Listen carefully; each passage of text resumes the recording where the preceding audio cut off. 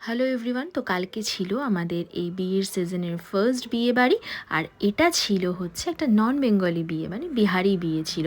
তো আমরা সেখানে পৌঁছে গেছিলাম, আর এই দেখো লিফটের ভেতরে ব্রাইডের দিদির সাথে দেখা হয়েছে। তো তারপরে আমরা ব্রাইডের সাথে দেখা করি, এই হচ্ছে সেই মিষ্টি ব্রাইডের সাথে দেখা করে আমরা চলে গেছিলাম স্টার্টার কাউন্টারে। আর স্টার্টারে ছিল প্রচুর রকমের ভ্যারাইটি আইটেমস। তো তার মধ্যে আমরা প্রথমে স্টার্ট করেছিলাম দই বড়া দিয়ে। আর এদিকে একজনকে দেখো,